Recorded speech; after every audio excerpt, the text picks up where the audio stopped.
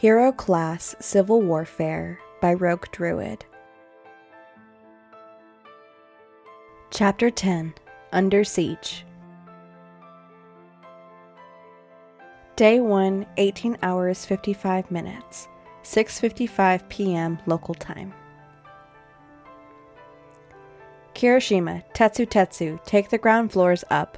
Bondo, you run support with them. Seal off areas as you pass. Ida, Ojiro, Tsunatori, take the west stairwell to the museum floors. Lock it down and figure out what they were after.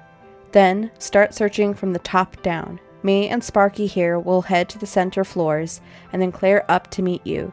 Then we'll all double back down to meet the ground team. Go. Katsuki barked orders as his team closed in on the building. After nods and muttered agreement, the teams hit the building lobby at a run. Bondo fired a quick stream of cemendine across the elevator bank before he followed the rest of his team through the grand doors into the ground floor. The other teams headed for their stairwells. Ida took the stairs 3 at a time, engines pumping and steps sure as he raced. Ojiro simply leaped from railing to railing, zigzagging up the stairwell center towards the top. Joined by Tsunatori, she would leap several floors, land, and then leap several more. On the other stairwell, Bakugo and Kaminari were forced to take a more mundane route. They ran the stairs 2 at a time as they raced for the 7th floor to begin their chase.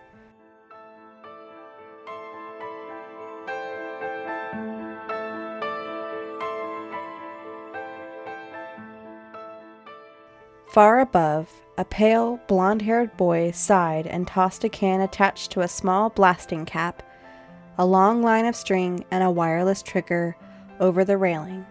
The string quickly pulled tight, the line tied off on the lower railing of the staircase. "Bombs away," Nato grinned, then turned back and helped maneuver the coffin through the doors onto floor 13. Across from him, Momo was turning and placing a second prepped can and cord set up on the ceiling, attached by a strip of duct tape from her pocket. "Move it, assholes, we've got to get set up," Kyoka whispered at the 2 creators as Yuga pulled the leading edge of the coffin through the doors and into a high-rise office. "King to Acquisition Squad, defend your floor and keep the elevators intact. We're arriving through the tunnels in 4 minutes. Hold off until then. Hacker suggests Compound 6 on the doors and support structures to reinforce. Hold out on the far side from the elevator banks, and clear an arena in the center. Feel free to trap the halls from the stairs." "Understood, King," Kyoka replied, already moving to begin.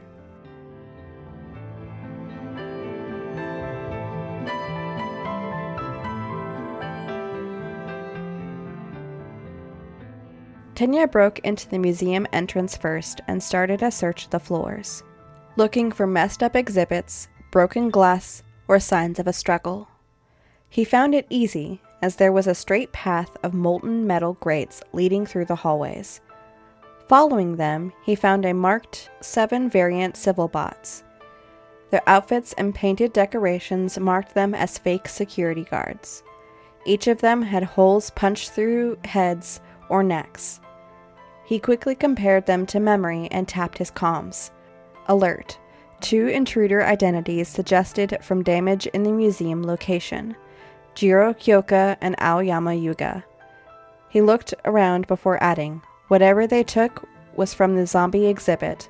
Looks like it was a centerpiece." "Got it, glasses for brains. Take a look around for a minute, then start down. Sparky and I are almost at floor 9. Shitty hair, steel hair. You 2 find anything?" Not yet, Baku bro. Most of the lower floors are just conference rooms and cubicle cells so far. We've got Bondo sealing up the main exits as we go, and he's got the elevator banks done. We're finishing the 2nd floor now. Hurry it up. Ida, get a move on." "Understood." He disconnected and then turned to his team, who had been following along. "Ojiro, start from the central room. Check the upper balcony. Tsunatori, clear where you can on this floor, and then guard the door. I'll start on the computers, set up an uplink to HQ so we can access the feeds.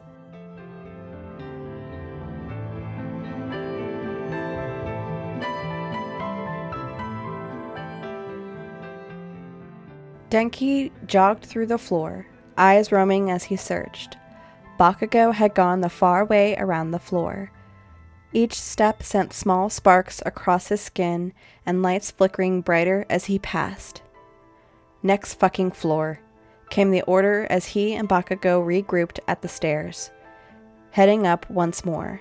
They rushed up the steps and Denki saw Bakugo flinch and start to turn. He turned with him, eyes barely making out something swaying in the center of the stairwell. Then he heard a beep and a bang. He felt himself get smacked with something wet and rubbery, reflexively covering his face and closing his eyes. Long, thin lines of something unknown wrapped around and clung to his skin and clothes. Shit fucker!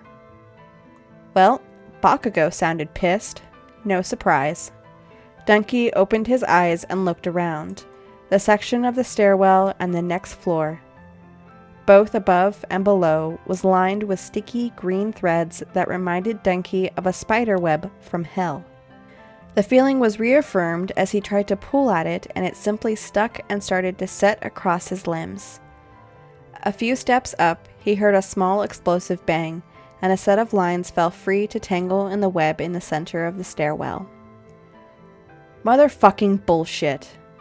A click, and then, glasses, be on the lookout for fucking traps, canisters about 4 centimeters across and 10 tall, had a blasting cap on it, filled the stairwell down here with gunk for a good 10 fucking meters across cube. We're stuck for a bit until I can blow a hole through without breaking the goddamn staircase. As he spoke, Denki focused and began to channel a charge through the strands closest to him, slowly making them crack and sizzle, before some of them popped, falling off his body. The conversation with Ida cut out, and the two of them started forwards, Bakugo blowing the strands away and Denki frying them.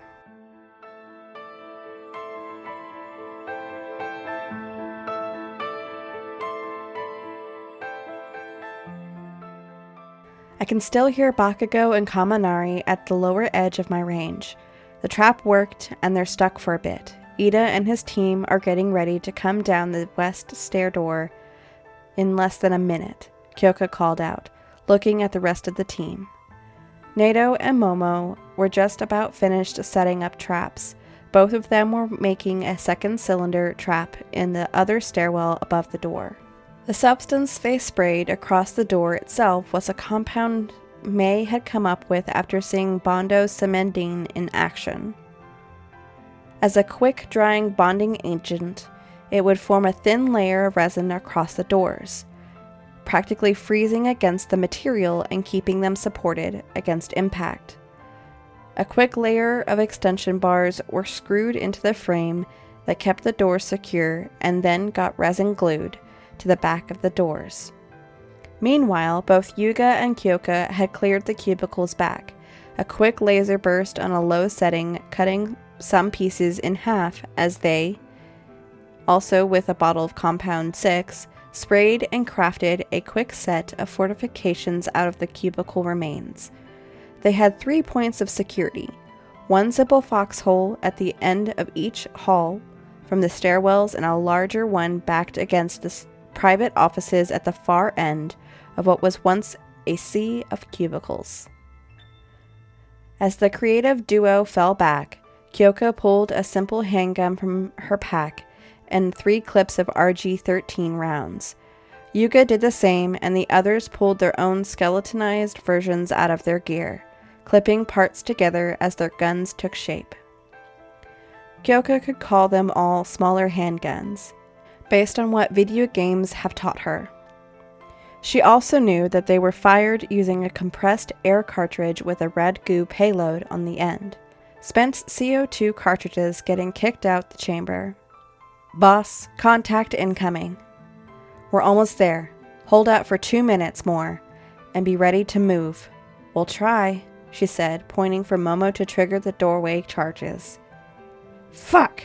Came echoing up from one stairwell, while a squeal of disgust came from the other. Hurry, boss, they're at the doors. Recipro burst! And with that, the doors began to cave in.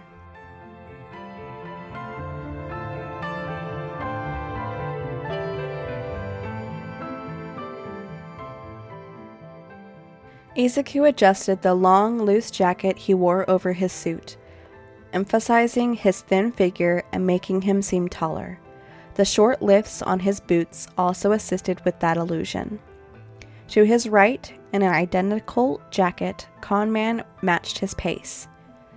Assault took his left, his form all but concealed beneath the broad brim of his hat and the massive, loose, high-collared navy blue coat he wore like a cape.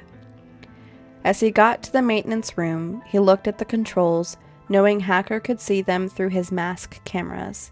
He plugged her thumb drive into the security computer.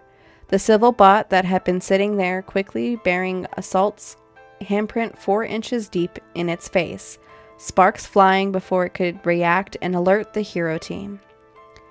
In the meantime, Isaku stepped away and popped the cover of the breakers for the building off with a flick of full cowl through his fingers. He looked at the array of switches. Which breakers? Top left, flip up. Bottom center, flip down. Same to the bottom left. Center is lighting and main power. I need it turned off and the far left flipped to full to keep the elevators on. Isaku followed the instructions. Conman and Assault were standing next to the main elevator with arms crossed, until, with a click, the elevator button beeped. Elevators coming down. Cameras say that Kiri, Tetsu, and Bondo are about to hit the 5th floor. Baku and Kami are pushing up the stairwell to the east and are closing to the mess at the door. Ida and his team are almost through the web bomb outside their door, however, and are nearly in. A beat passed. Isaku lowered his head, and mouth moving nearer silently as he thought. He took a slow breath and he looked up, eyes gleaming under the brim of his hat. All right, here's how we're going to play it.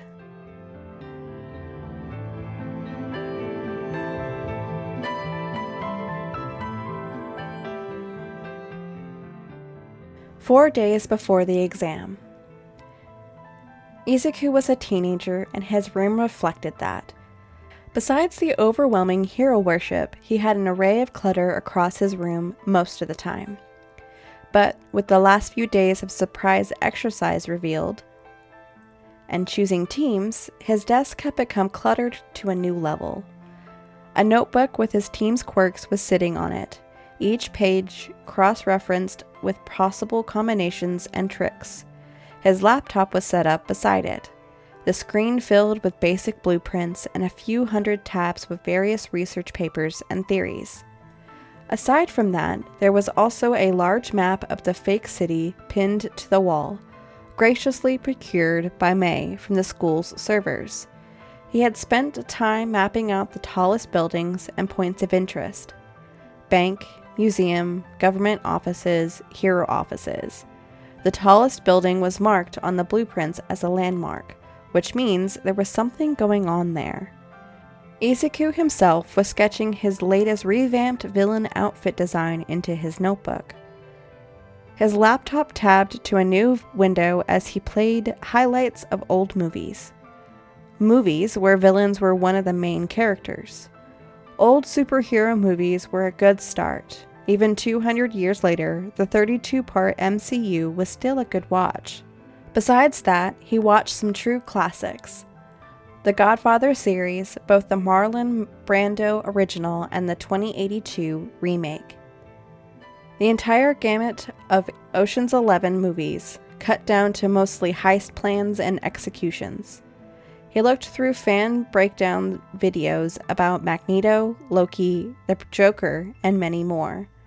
On his desk was a smaller black book, marked with black ink and red crossouts. Notes on how villains acted, on what they did right and writing on how they inflicted fear and made their enemies flinch away. He would have to make an impression. He had to hit the morale and minds of the heroes hard and fast, plant the idea that he is in command. Explosives, fire, and collateral damage.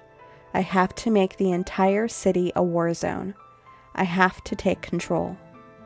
For the first time, the villain's smile came effortlessly to his face.